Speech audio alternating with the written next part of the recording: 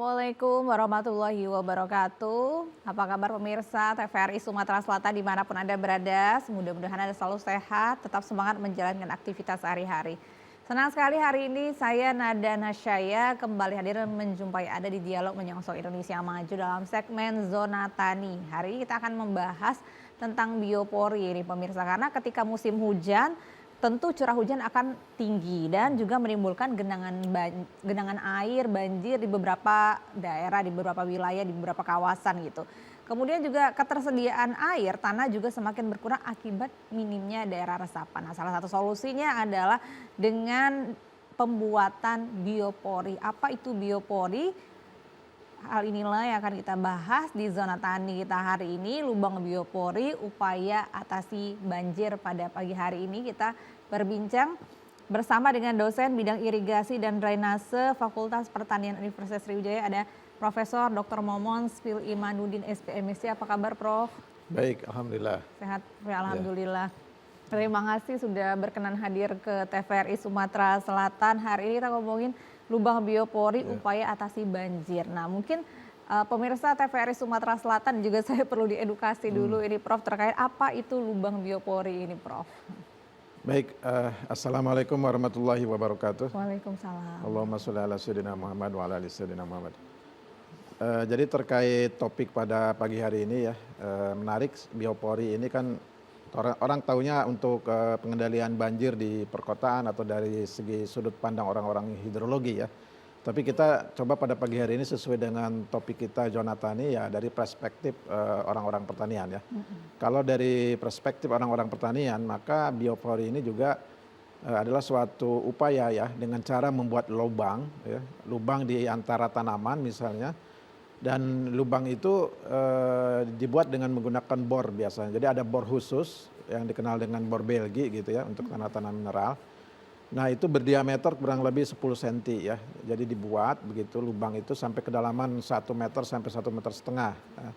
Nah setelah lubang itu kita buat, maka seresah-seresah tanaman, sisa-sisa bahan organik dari dapur mungkin ya, atau lain-lain sampah itu kita masukkan ke dalam lubang tadi. Nah kemudian atasnya ditutup kembali, jangan sampai lupa ya, nanti ada orang masuk terkilir ya. Nah jadi setelah ditutup itu didiamkan dalam 1 bulan itu sudah menjadi kompos. Kompos itu sudah sangat baik untuk diperjualbelikan karena sebagai pupuk ya, jadi bisa diambil kembali gitu kan, bahan-bahan organik tadi yang sudah jadi kompos tadi, dan kita isi kembali dengan bahan yang baru. Jadi selain dia berfungsi sebagai bio ya, artinya mampu menghasilkan kompos, juga karena dia ada lubang dan ada pori-pori ya, tercipta ruang-ruang ya di dalam tanah tadi, maka air yang masuk itu akan terserap, tersimpan di dalam tanah sebagian ya, sehingga otomatis mengurangi aliran permukaan. Nah itu tadi, jadi aliran permukaan itu bisa dikurangi. Dengan demikian ya potensi banjir, kalau dalam dalam luasan yang banyak bioporinya ya mudah-mudahan bisa di-reduce ya, dikurangi ya. Bukan dibebaskan, tapi paling tidak dikurangi ya.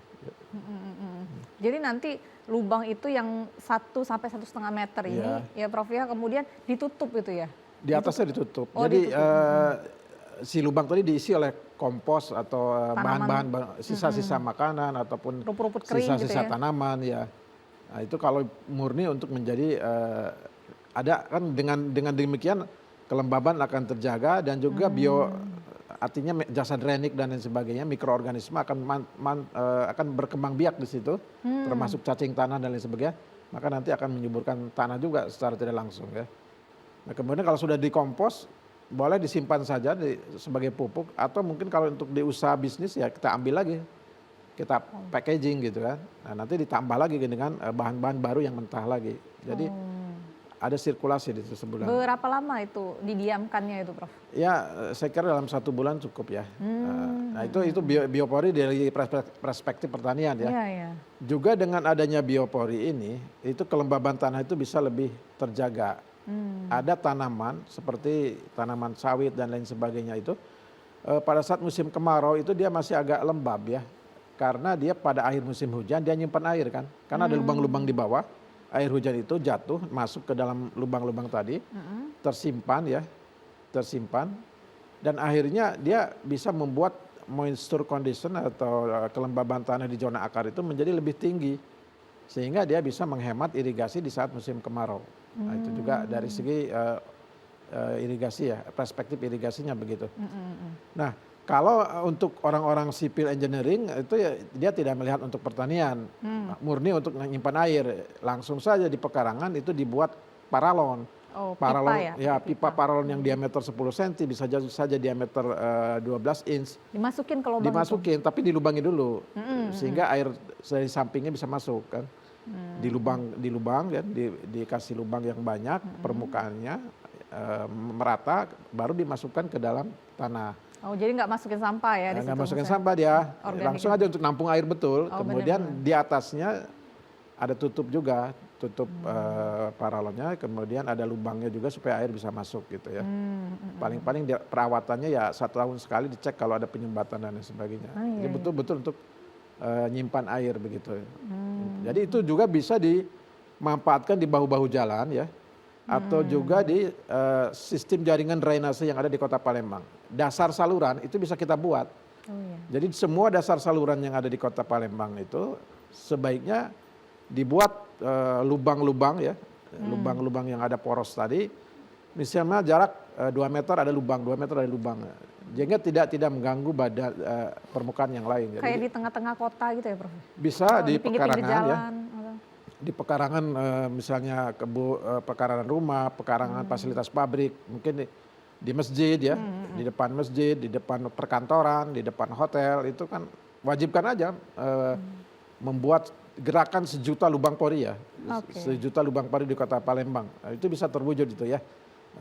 Dikasih aja 1 RT 1 lubor, atau kalau orang-orang seperti mall, rumah sakit itu diwajibkan aja dia punya lubang berpori ya. Nanti Di depannya ya, Prof? di depannya bisa di lahan-lahan kosong yang ada gitu ya, dibuat lubang berpori ya, kemudian kedalaman 1 meter bisa ya, terutama di lahan-lahan yang agak tinggi ya, yang air tanahnya tidak terlalu dangkal. Jadi nanti bisa efektif mengurangi hujan sehingga aliran permukaan itu bisa dikurangi ya. Bisa menyerap gitu ya? Ya. Prof, ini sorry, ini benar-benar awam nih nanya, itu kan lubang-lubang kecil. Nah, idealnya katanya baiknya kata Prof tadi itu ada di beberapa kawasan misalnya kayak di teras atau di pinggir-pinggir jalan atau apa. Nah, ini bedanya dengan selokan ini. Kalau untuk irigasi ya, maksudnya kalau untuk selokan ini nih bedanya manfaatnya gimana nih? Ya, selokan itu kan sistem jaringan terbuka ya, sistem pembuangan air ya, yang terbuka tuh artinya kan dia kelihatan gitu ya. Jadi kalau air dari atas langsung turun ke Iya, bawah betul. secara gravitasi ya. Kalau ini sistem sebetulnya mirip sistem drainase bawah tanah ya. Oh. Karena lubang pori itu ada di dalam tanah. Nah, jadi nanti air itu yang dari kiri kanan samping itu bisa bergerak masuk ke dalam lubang yang kita buat. Begitu juga hujan yang turun ya, itu bisa saja kita buat parit-parit kecil ya di atasnya, tetapi di ujung parit kecil itu dibuat lubang berpori tadi, sehingga dia sebelum dia mengalir ke sungai, sebelum dia mengalir ke saluran terdekat, maka dia ditampung dulu di lubang-lubang yang ada kita buat tadi. Nah, sehingga mungkin kalau curah hujan katakanlah cuma 1 hari 10 mili, 20 mili ya efektif ya, bisa untuk mencegah aliran ya. Jadi kita bisa hitung misalnya kalau luasan katakanlah 10 meter persegi ya kita minimal kita buat 10 lubang kayak gitu ya. Oh, Nah, tapi iya. nanti atasnya harus ditutup supaya tidak mengganggu kita jalan kaki dan lain sebagainya, mengurangi kecelakaan ya. Ditutupnya kayak pakai kerang-kerang Kan kayak gitu? kalau paralon ada tutupnya di atas. Oh. Kita beli tutup yang di atasnya, dopnya itu. Ya. Di bawahnya kita paralonnya dilubangi dulu, dilubangi. Untuk menghindari kesumbatan ya bisa kita diselimuti dengan ijuk atau kawat ya. Iya. Jadi itu yang bisa kita lakukan. Artinya apa? Semua komponen, seluruh stakeholder, masyarakat semuanya berpartisipasi aktif secara langsung dalam upaya pengendalian banjir di perkotaan ya. Jadi mungkin kalau orang bilang tidak ada artinya lah dengan curah hujan cukup besar misalnya kan, rawa sudah banyak ditimbun ya, jutaan meter kubik air mana bisa ditampung dengan biopori ya. Itu kan, tapi kita kan harus berbuat sesuatu ya meskipun kecil ya. Artinya seluruh segmen itu terlibat begitu kan. Masyarakat awam terlibat, bahkan anak-anak sekolah pun bisa kita edukasi. Jadi biopori itu harus ada juga di pekarangan-pekarangan sekolah supaya anak-anak juga tahu bagaimana pentingnya menyimpan air, pentingnya air untuk tanaman, paling tidak kan begitu. Ya. Tadi kalau misalnya dari perspektif pertanian itu kalau kayak tadi kalau sipil itu kan dia pakai pipa paralon gitu ya Prof ya. Iya, Kalau iya. misalnya di pertanian itu nggak harus pakai pipa juga Ya bisa. karena kalau di pertanian kan tujuannya ada kontak Nyimpan ya? langsung ya, Nyimpan. kontak langsung untuk menyuburkan tanah. Iya, benar. Nah, jadi kita membuat kompos ya, kemudian kita masukkan ke dalam lubang. Dengan adanya kontak langsung dengan tanah, itu artinya ada kontak langsung dengan mikroorganisme yang ada di situ, sehingga proses dekomposisi daripada bahan organik itu menjadi lebih cepat. Ya. Jadi itu lebih cepat dan nanti komposnya kita bisa manfaatkan. Kemudian kita kalau mau dibuat kompos baru kita ganti bahan yang baru. Kalaupun tidak terus aja kita tambahin bahan organik yang baru sehingga menjadi kompos lagi. Secara tidak langsung nanti akan menyuburkan tanah. Jadi tanaman di sekitarnya akan lebih subur. Oh iya, jadi akan dampaknya ke sekitar ya. Jadi itu dari perspektif pertanian ya. Jadi untuk biopori itu juga untuk menyuburkan tanah karena di dalam lubangnya itu kita kasih bahan organik yang belum matang sehingga nanti menjadi matang. Tapi kalau misalnya kita ingin memanfaatkannya berulang ya begitu bahan organik komposnya sudah matang kita ambil lagi.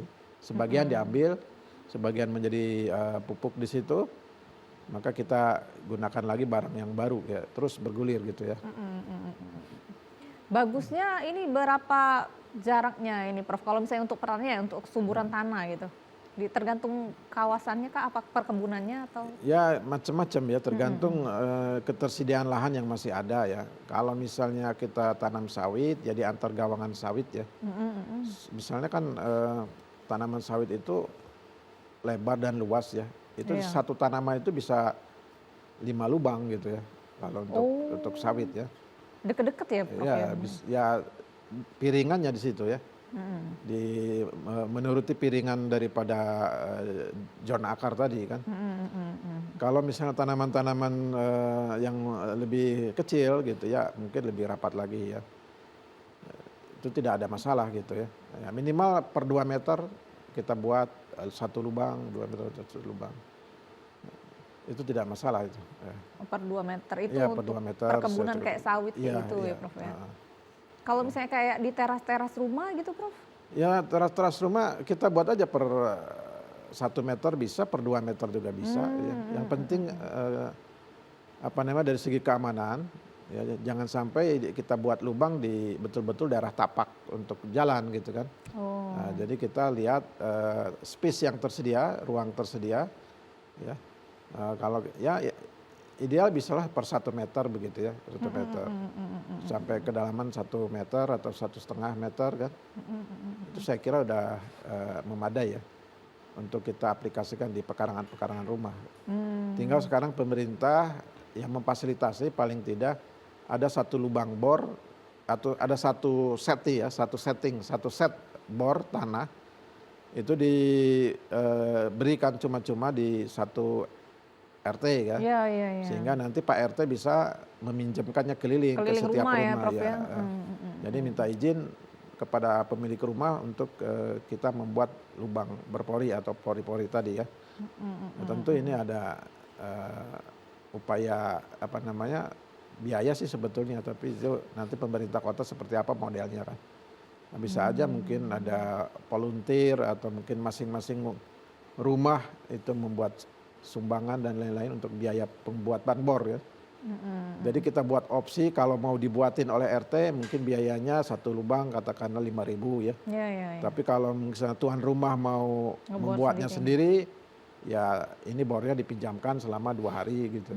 Saya kira tidak masalah. Orang-orang kaya tuh mungkin diminta uang 100-200 ribu per pekarangan untuk buat lubang pori tidak ada masalah itu ya. Tetapi dia memang harus maksudnya harus tanah gitu ya Prof ya? Ya. Kalau misalnya sudah sudah di semen, sudah di ini? Nah, kalau yang sudah di semen ya harus ada izin ya untuk membongkar ya. Tapi kita harus pertimbangkan dengan matang gitu. Iya, iya, iya. Karena jangan sampai nanti kalau tidak dipelihara nanti akan menjadi jebakan-jebakan yang tidak yang berbahaya. Nanti kan orang nanti jalan kaki di situ takutnya masuk ke lubang terkilir ya. Iya, iya. Nanti kita cari tempat-tempat yang aman ya. Seperti di dasar saluran itu saya kira bisa itu ya. Dasar saluran yang sudah dibuat itu akan lebih efektif. Jadi air itu bisa masuk dulu ke dalam dasar saluran ya sebelum saluran itu penuh. Nah, sehingga saluran-saluran itu bisa berfungsi menyimpan air atau long storage ya. Oke. Oke. Dan ini kita harus kerjakan bertahap ya. Nah. Jadi jaringan perkotaan itu kan dibagi menjadi jaringan utama, jaringan sekunder ya, jaringan tersier. Oke, Nah, nanti kita mulai bahas dari untuk mana lagi? tahapannya itu. Ya, Nanti kita betul. akan bahas bagaimana ngurusin tahapannya tadi ya Prof ya. Tapi kita harus break dulu. Pemirsa, kami akan segera kembali. Tetaplah bersama kami.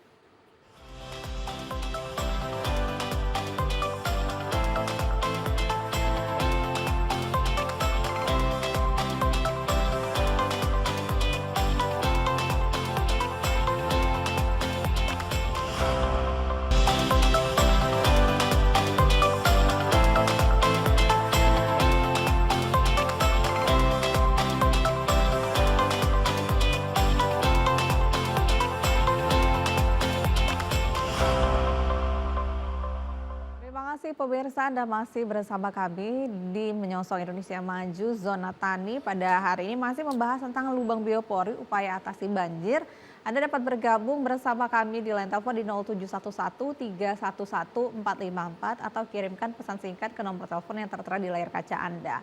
Nah, jadi mungkin kita bisa ngobrol salah satu upaya dalam mengatasi banjir yang bisa kita lakukan secara mandiri ini salah satunya adalah dengan biopori ini gitu loh. Kalau tadi udah dijelasin sama Prof Momon gitu ya, bagaimana sebenarnya mungkin bisa kita buat sendiri, kita bikin sendiri gitu ya dalam rangka upaya kita nih sama-sama untuk berkolaborasi untuk mencegah deh atau juga mengatasi genangan-genangan yang terjadi minimal di rumah atau di sekolah kita gitu.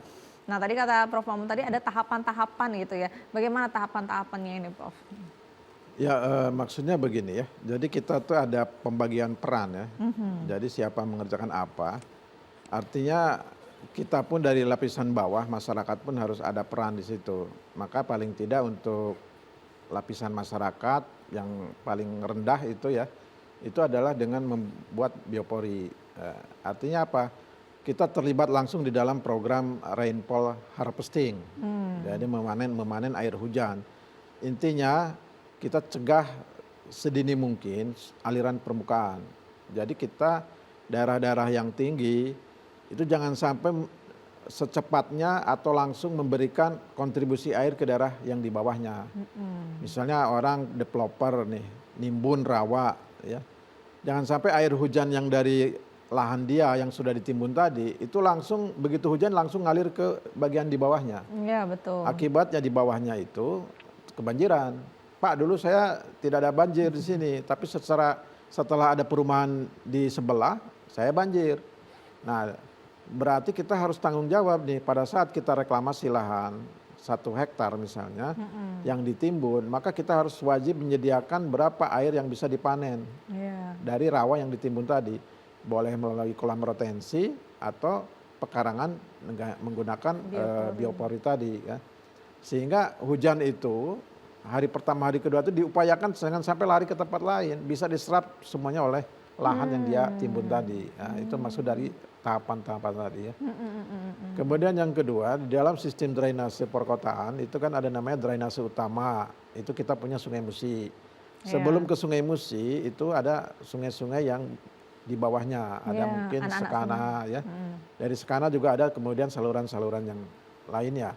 Nah, di bawah saluran-saluran di level mikro itu ada kesempatan untuk kita buat lubang-lubang di dalam saluran tadi. Oh, bisa juga di dasarnya itu, tadi ya.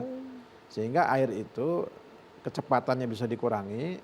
Sebelum dia ngalir ke tempat lain, dia ngalir dulu ngeresap ke dalam tanahnya itu, di bawahnya tanah itu. Kemudian di bahu jalan juga bisa, di tengah jalan juga bisa, di pekarangan-pekarangan fasilitas publik bisa. Coba sekarang kita ke puskesmas misalnya, ada nggak bioporinya di puskesmas? Ke balai desa ada tidak? Ke masjid-masjid ada tidak? Bahkan kalau kita kunjung ke hotel misalnya, udah buat belum biopori di situ? Nah, di sinilah kita peran untuk menginisiasi Kota Palembang adalah yang pertama kali di Indonesia yang mewajibkan misalnya gerakan biopori. Nah, baik daripada fasilitas publik kan, kemudian di sekolah-sekolah ya. Nah, kalau kita hitung-hitung ya minimal 10% bisa diserap ya. Hujannya 10% bisa diserap oleh Lumayan itu. perkotaan misalnya. Itu sudah lumayan ya. Belum lagi ya kalau kolam retensi itu ya bicara lainnya. Nah, ini kita bicara yang kecil dulu, artinya marilah ambil peran. Kalau kita membuat yang besar kita tidak punya uang, tapi kalau kita pekarangan kita dengan membuat 10 lubang saja biopori, artinya kita sudah ada peran ya. Peran terhadap kebijakan atau mendukung daripada program-program pemerintah Kota Palembang misalnya gitu ya. Tapi kan Prof ya banjir itu kan banjir ya, bukan lagi genangan ya, banjir itu kan lumayan besar ya kalau lagi musim hujan kan terasa sekali sih kalau Kota Palembang itu kan lumayan sekali. Nah, ini lumayan kalau misalnya kita beberapa membangun biopori kayak jarak 1 meter, 2 meter, ini lumayan efektif Prof untuk membantu menyerap itu tadi. Ya saya punya pengalaman di rumah saya itu ada 5 lubang gitu ya. Kalau biasanya itu hujan 2 jam saja langsung tergenang. Iya, 2 jam hujan tergenang, tapi sekarang hujan seharian masih belum tergenang. Wah, lumayan banget. Kecuali kalau ada 2 hari, 3 hari berturut-turut ya. Iya. Artinya apa? Ada air yang bisa disimpan di dalam pekarangan sebelum dia nyampe ke saluran terdekat.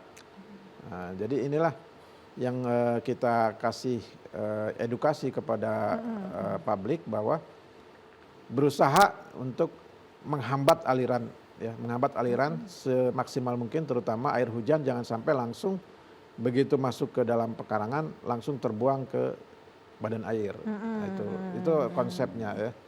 Jadi jangan banyak bicara tidak efektif, tidak ini.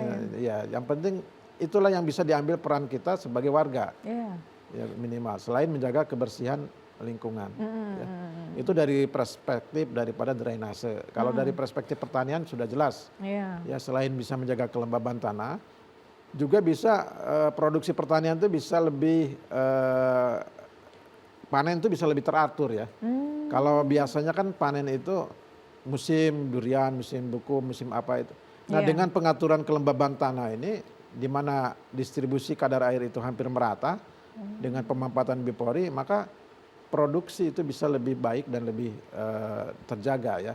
Jadi beberapa penelitian teman-teman tuh yang sawitnya menggunakan biopori itu produksinya lebih tinggi daripada yang tidak ada biopori gitu ya. Perkebunan juga begitu ya, Prof ya, semuanya bisa seperti itu. Skala besar bisa aja sama ya. Jadi dia menyimpan air itu mampu ya. menyimpan air sehingga menjaga kelembaban tanah dan musim kemarau itu dia bisa melakukan penghematan air. Dan kan biasa produksi itu turun jauh di musim kemarau, itu akibat daripada kekurangan air. Iya betul, panas. Nah ini dengan adanya biopori itu bisa menyimpan. Jadi kan kalau tanah-tanah di perkebunan kita tuh kan kebanyakan tanahnya liat ya. Kandungan liatnya tinggi sehingga daya hantar air itu menjadi rendah. Pada saat air itu masuk maka dia bisa lama disimpan di dalam tanah gitu. Sehingga menjadi cadangan air permukaan. Ya. Mengurangi daripada kebutuhan air irigasi. Itu efektivitas daripada biopori dari segi perspektif pertanian ya. Terutama di perkebunan. Jikalau lagi musim kemarau itu Prof, jadi kalau itu kering berarti biarkan kering juga atau kita perlu ngasih air juga? Ya kan biopori itu kan beroperasi dari musim hujan sampai akhir musim penghujan. Artinya kalau dia berfungsi dengan baik, akhir musim penghujan itu masih ada air. Sehingga dia bisa dirilis, dikeluarkan pelan-pelan pada saat musim kemarau. Artinya kalau biasanya tanaman itu perlu irigasi 3 kali di musim kemarau, dengan adanya buah biopori paling cukup 1 kali saja. Itu ada penghematan. Di samping kadar air yang terjaga, maka produksinya lebih bagus daripada yang tidak ada biopori. Oke, baik Prof, akan kita bahas lagi karena kan dia di musim kemarau itu kalau lagi kering ya Prof ya, bahkan sumur pun kadang-kadang kering gitu ya, apalagi itu ya Prof, nanti berarti kan akan berdampak juga ke tanaman-tanaman. Akan kita bahas lagi ini Prof. Pemirsa, kami akan segera kembali, tetaplah bersama kami.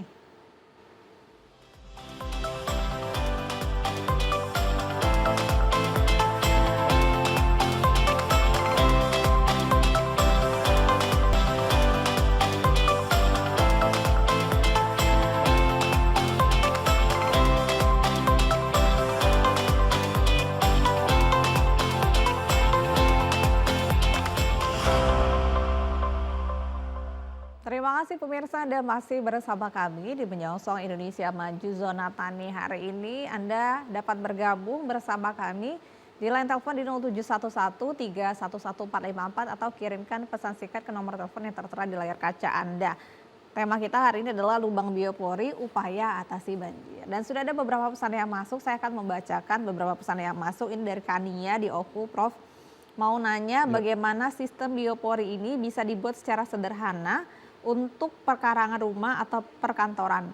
Sama halnya juga dengan Raninya di Palembang, ini mirip pertanyaannya untuk lubang biopori, apa syarat-syarat yang harus dipenuhi dalam pembuatan biopori terutama di kawasan perumahan di dataran rendah, apakah bisa mengatasi banjir? Terima kasih. Baik. Intinya kan kita tuh membuat lubang ya. Kalau tidak punya bor ya kita bisa aja buat cangkul ya, pakai cangkul ya. Yang penting tujuannya tuh kita buat lubang ya, kedalamannya sesuai jangkauan kita, misalnya mampunya 50 cm pun tak apa kan, tidak apa masalah. Nah, kita buat lubang, nah orang-orang tua kita dulu di pekarangan tuh suka buat lubang, jadi sisa-sisa sampah rumah tangga tuh masuk ke situ. Kalau bersih-bersih rumput masuk ke situ. Gitu.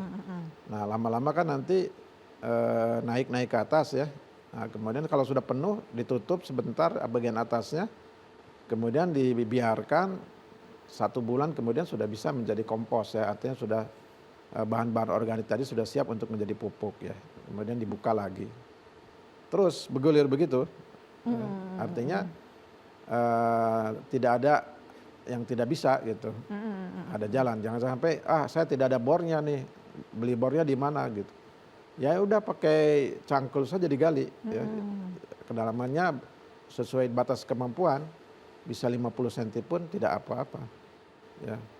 Ukurannya ya sesuai dengan space yang tersedia, bisa 1 kali 1, bisa 50 kali 50 cm, bisa 30 kali 30 cm. Tinggal tempatkan di mana ya sesuai dengan area lahan, apakah lahan itu luas, kalau sempit berarti kira-kira yang tidak mudah dijangkau oleh kebiasaan kita sehari-hari gitu ya. Yang kemudian lokasinya tentu yang paling rendah di antara tanah yang kita miliki gitu ya, supaya aliran airnya masuk ke situ gitu. Bila perlu dibuat jalan kecil ya, parit kecil, sehingga air itu diarahkan untuk bisa mengalir ke lubang yang kita buat tadi ya. Jadi bisa menggunakan cangkul juga tidak masalah. Nah kemudian di perkotaan ya, terutama daerah-daerah yang lebih rendah, itu tidak efektif memang untuk daerah yang lebih rendah yang muka air tanahnya dangkal ya. Jadi seolah-olah tidak ada artinya gitu kan. Nah, tetapi tidak jadi masalah dibuat kan curah hujan pada saat dia tidak hujan lagi, pada saat air tanahnya sudah turun, maka dia juga bisa berfungsi, terutama untuk composting ya dan lain-lain. Oke, ada telepon ini Prof sebentar. Kita Silakan. terima dulu. Halo, Zona Tani. Halo. Ya, dengan siapa di mana Pak? Suaranya kurang jelas. Suaranya kurang jelas. Oh di Banyuasin Pak ya. Silakan Pak Sani. Gimana Pak?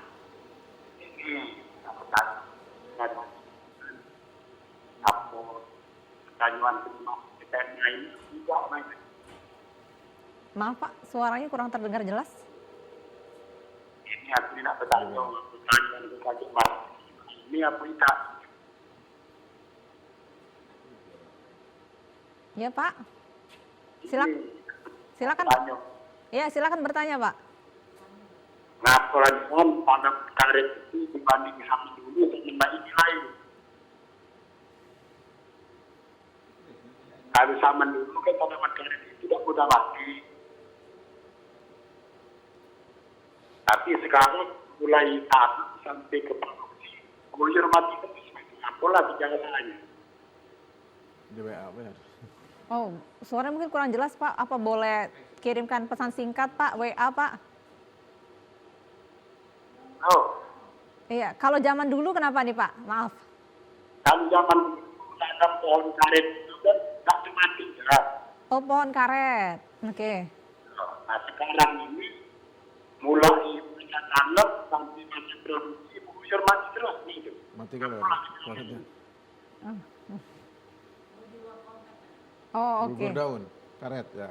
Ya, oke baik Pak. Mungkin kami sepenangkap kami Pak, tapi kalau misalnya Bapak mau lebih detail mungkin bisa ke pesan singkat di WhatsApp Pak ya. Tetapi nanti akan Ini coba saya kami, jawab terkait karet itu. iya terkait karet ini Pak ya, kami menangkapnya seperti itu. Terima kasih Pak Sani. Iya Pak Momon, mungkin terkait karet. Ya. Jadi intinya konservasi air ini kan berlaku untuk semua areal ya, terutama daerah-daerah yang punya kemiringan lahan ya, untuk mengurangi aliran permukaan. Nah kalau di perkebunan baik sawit maupun karet itu ada yang namanya rorak ya. Jadi rorak itu lubang-lubang yang digali dengan menggunakan cangkul di antara gawangan tanaman. Sehingga pada saat hujan itu erosi bisa dikendalikan, air itu bisa ngalir dulu ke lubang yang kita buat. Baru kalau kelebihan dia mengalir ke daerah yang di bawahnya. Ya prinsipnya sama dengan lubang pori juga gitu. Cuma dia mampu mengendalikan juga adanya erosi. Jadi lubang-lubang betul. Lubang-lubang misalnya panjang 50 cm, lebar 30 cm, kedalaman 50 cm di antara tanaman itu dengan sistem zigzag gitu ada gitu untuk dibuat mengendalikan aliran air dan juga mengendalikan erosi. Jadi tanah yang terbawa dari bagian atas itu tidak langsung menuju sungai, tapi tertahan dulu di lubang-lubang tadi. Kemudian juga sisa-sisa tanaman juga nanti akan berkumpul ke situ. Nah ini juga bisa menjaga kelembaban tanah, kemudian juga bisa mendukung proses pengomposan juga di situ. Dan juga bisa mengendalikan adanya erosi ya, erosi tanah. Jadi itu pertanian konservasi di lahan berlereng terutama untuk tanaman-tanaman karet ataupun sawit ataupun juga tanaman-tanaman hutan ya, tanaman-tanaman hortikultura dan lain sebagainya untuk di daerah-daerah yang berlereng terutama ya.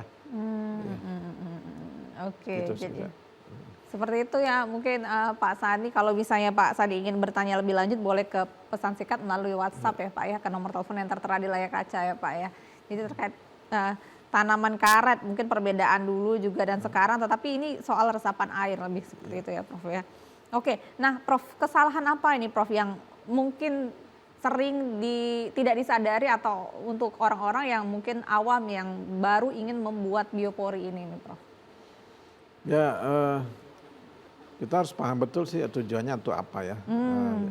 Kesalahannya ya mungkin dia buat lubang tidak diisi sehingga dia biarkan terbengkalai ya. Nanti bahaya kalau ada orang masuk berjalan ke sana, kakinya masuk kan terperosok ya. Jadi harus hati-hati jangan sampai menjadi jebakan Batman gitu. Jadi kalau kita buat lubang betul-betul tujuannya untuk menyimpan air, tujuannya untuk pengomposan, ya, maka di atas itu harus betul-betul kuat ya.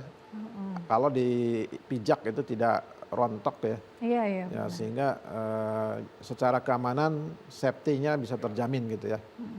Dan di lain pihak jalur-jalur tempat yang kita buat juga harus aman ya. Tidak boleh di situ misalnya anak-anak bermain atau areal di mana orang banyak berjalan di situ ya. Jadi kita harus menempatkannya juga dengan cermat ya. Jadi supaya faktor keamanan juga bisa kita jaga begitu.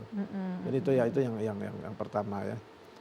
Kemudian yang kedua intinya adalah bagaimana kita bisa menjaga agar semua komponen itu kita bisa memperoleh pengetahuan yang sama bagaimana kita memanen air. Jadi rainfall harvesting ya.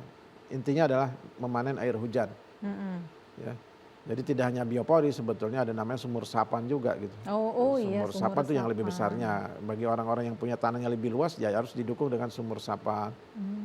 Tampungan-tampungan air ya. Jadi kalau pelaku bisnis usaha itu tidak hanya ruang pori, diwajibkan dengan sumur resapan. Ya. Lebih besar ya Lebih Prof, besar. diameternya. Apalagi kawasan-kawasan perkantoran yang luasnya di atas 1 hektar, bahkan 10 hektar, itu harus ada selain sumur resapan, biopori juga harus ada kolam retensi. Iya benar sih. Jangan sampai mengirim banjir ke Ya, yang di ke bawah tempat yang gitu di ya bawahnya Prof ya. itu. Ya, prinsipnya itu jangan sampai kita membuat karena pekerjaan kita, karena aktivitas kita membuat mudarat di tempat lain ya, merugikan di tempat lain ya. Iya betul. Sering terjadi itu apalagi di kawasan perkotaan gitu ya. Nah Prof, ada contoh wilayah atau kawasan atau komunitas gitu Prof yang berhasil menerapkan biopori ini secara masif ini Prof? Ada nggak Prof? Ini yang saya belum banyak informasi, tetapi saya pernah melihat referensi seperti Universitas Hasanuddin ya. Itu pernah mempromosikan dengan konsep kampus hijaunya ya. Jadi kampus hijau itu ya salah satunya tidak hanya nanam pohon, tetapi membuat biopori di seluruh pekarangannya gitu. Mudah-mudahan Sriwijaya University juga nanti akan ikut ya. Kemudian juga diikuti oleh sekarang perguruan tinggi di Sumatera Selatan kan berapa banyak, itu kan banyak ya. Benar. Untuk Palembang saja mungkin di atas 20-an kan. Kampus-kampus ya Iya, Prof ya. iya. Jadi boleh saja Pak Wali Kota atau Pak Gubernur mungkin membuat surat edaran ya. Untuk dihimbau ya, paling tidak dihimbau untuk membuat konsep kampus hijau ya. Green Campus. Green Campus itu salah satunya indikatornya ada biopori ya. Kan sekarang ini ada namanya akreditasi. Akreditasi itu hanya menilai dari segi akademik ya. Yep. Tetapi bagaimana peduli terhadap lingkungan itu saya belum melihat gitu ya. Bagaimana rasa peduli, merasa memiliki empati terhadap environmental di sekitarnya. Sehingga menuju ke arah kampus hijaunya itu parameternya apa saja, berapa luas area terbukanya misalnya kan, kemudian berapa bioporinya, berapa kolam retensinya, sehingga banyu ya, air yang masuk ke dalam kampus melalui hujan itu kalau bisa ya konsepnya delta Q ya, zero delta Q, jadi tidak ada yang dibuang gitu. Disimpan di kampus itu sendiri gitu. Oh iya, sehingga benar, tidak merugikan yang lain. Tidak ya, memberikan mudarat tadi kata Prof Iya, tadi. jadi kampus sebagai sarana untuk mencontoh lebih dulu ya. Pelaku bisnis ya nanti ikut ya. Jangan sampai kampus pun tidak mencontoh itu yang baik ya. Jadi konsep zero delta Q itu ada di dalam kampus itu sendiri. Sehingga salah satu akreditasi adalah poinnya bagaimana kepedulian kampus terhadap lingkungan. Betul. Ya. Penting sekali gitu. Siapa lagi yang akan merawatnya ya lingkungan Betul, ya. kita kalau nggak kita sendiri. Dan sarana pendidikan kepada mahasiswa. Iya iya benar. Mungkin mahasiswa kan nanti ada yang menjadi DPR, ada yang menjadi pimpinan daerah, bahkan mungkin ada yang menjadi developer dan lain sebagainya. Dia maka sudah mindsetnya udah tertanam gitu ya Prof ya. mindsetnya sudah tertanam bahwa berbuat baik terhadap lingkungan itu adalah amal jariahnya. Betul. Oke baik, Prof kita harus break lagi. Ini kita akan melanjutkan perbincangan kita pemirsa.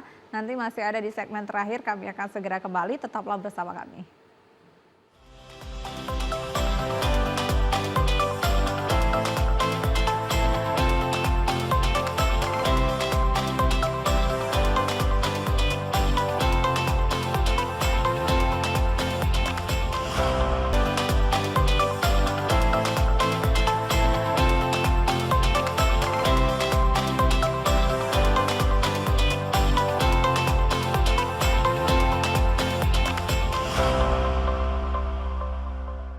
Pemirsa, Anda masih bersama kami di Menyongsong Indonesia Maju Zona Tani. Hari ini masih membahas tentang lubang biopori, upaya atasi banjir. Yaitu kita harus bersama-sama ya berkolaborasi mulai dari lingkungan rumah kita, sekolah kita, kampus kita.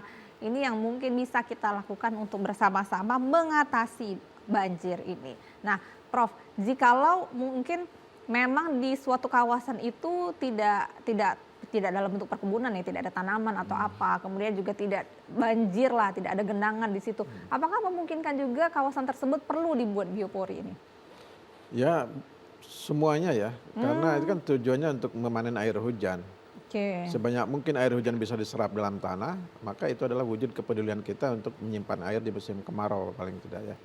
Termasuk ya lapangan bola juga bisa, di pinggir-pinggirnya ataupun di tengah-tengah lapangan itu kan kita atur saja. Ada lubang-lubang ya, tetapi di atas lubangnya itu harus tanah yang gembur untuk ditanami rumput ya. Sehingga tidak kelihatan ada lubang, tapi konstruksinya harus kuat sehingga tidak ada terjadi penurunan amblasan, sehingga bola itu tetap bergulir dengan bagus ya. Ini kan prinsipnya sama dengan drainase bawah permukaan yang dikembangkan untuk lapangan golf misal juga kan. Begitu luas itu lapangan golf itu kan kalau kita buat kan. Jadi jangan sampai lapangan golf itu kan tidak ada banjir. tapi prinsipnya kita bagaimana menyimpan air.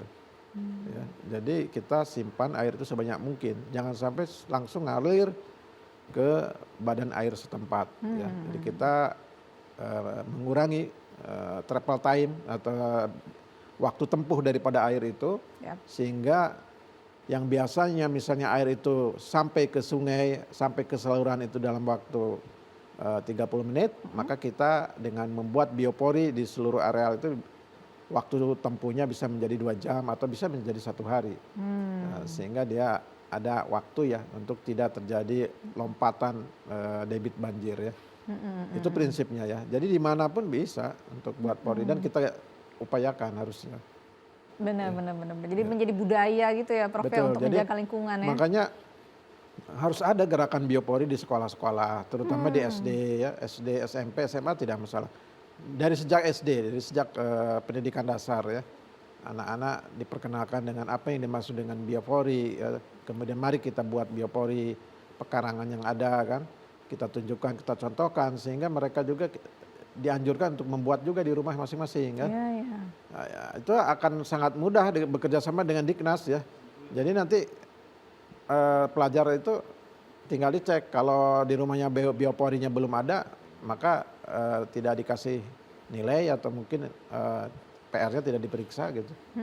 Disuruh dia befoto sendiri membuat biopori di rumahnya kan, divideokan ya.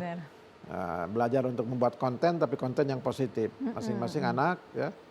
Nanti mana di rumahnya sudah punya belum? Begitu. Jadi bisa dilakukan sejak dini begitu. Betul.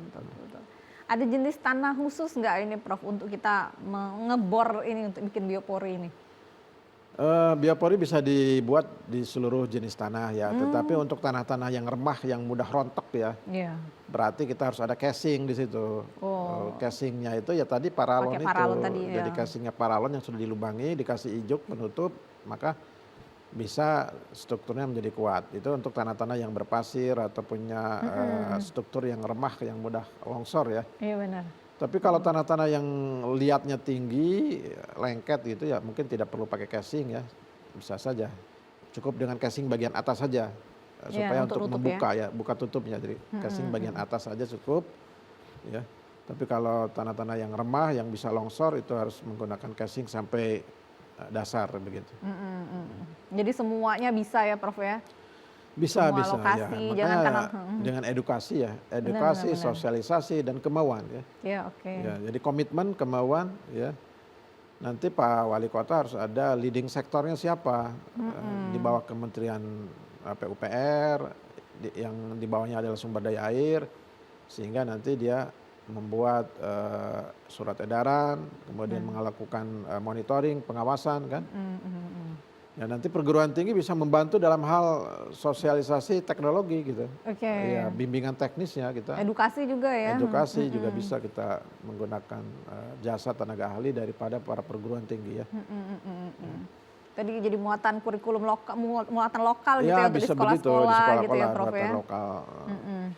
Ya nanti muatan lokalnya itu kesadaran lingkungan ya. Betul. Salah satu materi adalah bagaimana membuat biopori ya.